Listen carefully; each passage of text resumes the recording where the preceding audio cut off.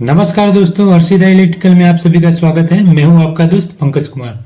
दोस्तों, अगर आप लोग इलेक्ट्रिकल फील्ड में काम करते हो तो ये वीडियो आपके लिए ही है, तो वीडियो को एंड तक जरूर देखें, क्योंकि इलेक्ट्रिकल इंटरव्यू में ट्रांसफार्मर के ऊपर काफी सारे क्वेश्चन पूछे जाते हैं, जिसमें ट्रांसफार्मर की नेम प्लेट के रिलेटेड भी कई प्रश्न पूछे जाते हैं। तो आज की इस वीडियो में हम ट्रांसफार्मर की नेम प्लेट को समझेंगे, जिससे ट्रांसफार्मर के बारे में बहुत कुछ डिटेल्स में जान सकते हैं। तो चलिए वीडियो को स्टार्ट कर लेते हैं। तो दोस्तों, ये है हमारा ट्रांसफार्मर एंड ये है उसकी नेम प्लेट, जिसमें टॉप पे सबसे पहले कंपनी का नाम लिखा है, जो है स्नाइडर इलेक्ट्रिक, यानी कि स्नाइडर इलेक्ट्रिक के द्वारा उसे बनाया गया है। उसके बाद लाइसेंस नंबर लिखा है और उसके नीचे ट्रांसफार्मर का प्रकार लिखा है, जो है डिस्ट्रीब्यूशन टाइप ट्रांसफार्मर। बाद में ट्रांसफार्मर का फेज रेटिंग लिखा गया है, यानी कि ये 3 फेज ट्रांसफार्मर है। बाद में लिखा है स्टैंडर्ड, जिसमें है IS 1180 पार्ट 1, यानी कि ये इस नंबर के इंडियन स्टैंडर्ड के आधार पर बना है। फिर ट्रांसफार्मर का रेटिंग लिखा गया है, जो 2500 kVA का है। दोस्तों, आपके मन में एक सवाल होता होगा कि ट्रांसफार्मर का रेटिंग kVA में ही क्यों होता है, kW में क्यों नहीं होता है? तो उसके ऊपर भी हमने एक वीडियो बनाया हुआ है, जिसकी लिंक मैंने डिस्क्रिप्शन में रखी हुई है, तो उसे भी एक बार देख लीजिएगा। उसके बाद लिखा है वोल्ट्स एट नो लोड, जिसमें HV साइड 11000 वोल्ट्स का रेटिंग है और LV साइड 415 वोल्ट्स का रेटिंग है, यानी कि प्राइमरी वाइंडिंग में 11000 वोल्ट्स देने पर सेकेंडरी वाइंडिंग से 415 वोल्ट्स आउटपुट मिलेगा। उसके बाद लिखा है BIL KV, जिसका फुल फॉर्म है बेसिक इंसुलेशन लेवल या फिर बेसिक इम्पल्स लेवल भी कहा जाता है। यह एक वाइंडिंग का इंसुलेशन टेस्ट है, जिसे शॉर्ट सर्किट टेस्ट भी कहा जाता है। जिसमें HV साइड में लिखा है LI 75 AC 28, जिसमें LI से लाइटनिंग स्ट्रोक, यानी कि इस ट्रांसफार्मर की HV वाइंडिंग में 75 kV का स्ट्रोक देकर उसे धीरे धीरे करके 28 kV तक डाउन किया गया है। यह टेस्ट ट्रांसफार्मर की वाइंडिंग का इंसुलेशन लेवल चेक करने के लिए किया जाता है।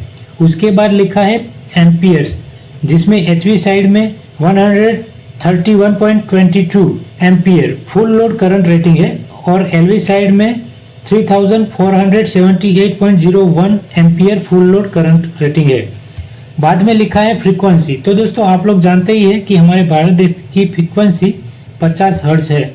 बाद में लिखा है वेक्टर ग्रुप, जिसमें DYN11 लिखा है। तो दोस्तों, इससे समझना बहुत जरूरी है, क्योंकि इससे ट्रांसफार्मर वाइंडिंग की संरचना का पता चलता है। तो दोस्तों, इसमें DYN11, ये जो कैपिटल लेटर में D लिखा है, वो HV वाइंडिंग की संरचना को दर्शाता है, यानी कि इस ट्रांसफार्मर की HV वाइंडिंग का कनेक्शन डेल्टा में बनाया गया है। और ये जो स्मॉल लेटर में Y लिखा है, वो LV वाइंडिंग की संरचना को दर्शाता है, यानी कि इस ट्रांसफार्मर की LV वाइंडिंग स्टार में कनेक्टेड है। और N का मतलब है न्यूट्रल, और बाद में 11 का मतलब है फेज शिफ्टिंग एंगल। उसके बाद लिखा है इम्पीडेंस वोल्ट परसेंटेज, जो 6.30 है। तो दोस्तों, इम्पीडेंस वोल्ट परसेंटेज यानी कि उस ट्रांसफार्मर को फुल लोड में चलाने पर ड्रॉप होने वाले वोल्टेज का रेशियो है। इसका मतलब है कि ट्रांसफार्मर को फुल लोड में चलाने पर कई तरह के लॉसेस पाए जाते हैं, जैसे कि copper loss, iron loss, hysteresis loss. इन सभी लॉसेस के कारण ट्रांसफार्मर में voltage loss and current loss भी होता है। अगर हमें इम्पीडेंस वोल्ट परसेंटेज निकालना हो तो आसानी से निकाल सकते हैं, जैसे कि हमें वोल्ट परसेंटेज भी दिया गया है और HV साइड वोल्टेज भी दिया गया है। तो उन दोनों को, यानी कि 11000 × 6.30 divide by 100 is equal to 693 volt losses होगा। बाद में लिखा है टैपिंग के बारे में, जो ऑफ सीक्रेट लिखा है, यानी कि इसका मतलब है कि इस ट्रांसफार्मर में ऑफ लोड टैप चेंजर लगाया गया है। अगर हमें इस ट्रांसफार्मर का टैप चेंज करना हो तो उसे बंद करके ही करना पड़ेगा। उसके बाद लिखा है एनर्जी एफिशिएंसी लेवल, जो है 1। बाद में लिखा है maximum total losses at 15% rated load, जिसमें 6150 वाट है, यानी कि 50% लोड में चलाने पर उसमें 6150 वाट एनर्जी लॉस होगी। और बाद में maximum total loss at 100 rated load है, जिसमें 18500 वाट लिखा है, यानी कि 100 वाट फुल लोड में चलाने पर उसमें 18,500 वाट एनर्जी लॉस होगी। उसके बाद लिखा है टाइप ऑफ कूलिंग, जिसमें ON AN लिखा है, यानी कि oil natural, air natural. Transformer में और भी कूलिंग के प्रकार रहते हैं, जैसे कि ON AF यानी कि ऑयल नेचुरल एयर फोर्स, जिसमें ट्रांसफॉर्मर के रेडिएटर पर कूलिंग फैन लगे होते हैं, जिसकी मदद से ऑयल को ठंडा करने के लिए एयर का फोर्स दिया जाता है।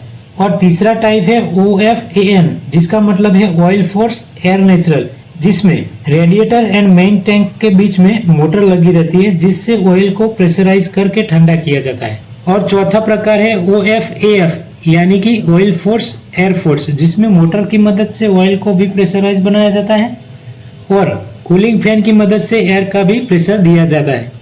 बाद में लिखा है टेप राइज, जिसमें ऑयल के लिए 40 डिग्री है और वाइंडिंग के लिए 45 डिग्री है। बाद में लिखा है मास ऑफ ऑयल, जो 1700 केजी है। और बाद में टोटल मास लिखा है, जो 8400 केजी है, जो पूरे ट्रांसफॉर्मर का वजन है। बाद में वॉल्यूम ऑफ ऑयल है, जो 1950 लीटर है। उसके बाद सीरियल नंबर दिया गया है। तो दोस्तों, सीरियल नंबर बहुत ही जरूरी होता है, क्योंकि सीरियल नंबर की मदद से हम ट्रांसफॉर्मर की सारी डिटेल्स निकाल सकते हैं, या फिर इस ट्रांसफॉर्मर का कोई भी स्पेयर पार्ट्स मंगवाना हो तो भी इस सीरियल नंबर की मदद से मंगवा सकते हैं। और बाद में ये इस ट्रांसफॉर्मर वाइंडिंग का टैपिंग डायग्राम दर्शाया है और लास्ट में ये वेक्टर ग्रुप का डायग्राम दर्शाया है। तो दोस्तों, इलेक्ट्रिशियन के इंटरव्यू में ट्रांसफॉर्मर के रिलेटेड जितने भी क्वेश्चन पूछे जाते हैं, उन सब के ऊपर हम एक प्लेलिस्ट बना रहे हैं, जिसका पार्ट 6 आपको जल्द ही मिलेगा। तो जुड़े रहिए हमारे चैनल से, और अभी तक आपने चैनल को सब्सक्राइब नहीं किया है तो चैनल को सब्सक्राइब करें और बेल आइकन पर क्लिक करें, ताकि ऐसे ही हेल्पफुल वीडियो की नोटिफिकेशन आपको मिलती रहे। आई होप कि वीडियो आपको पसंद आई होगी। अगर वीडियो पसंद आई हो तो वीडियो को लाइक करें और दोस्तों के साथ शेयर करें। आज की इस वीडियो में इतना ही, मिलते हैं अगली वीडियो में, तब तक के लिए जय हिंद।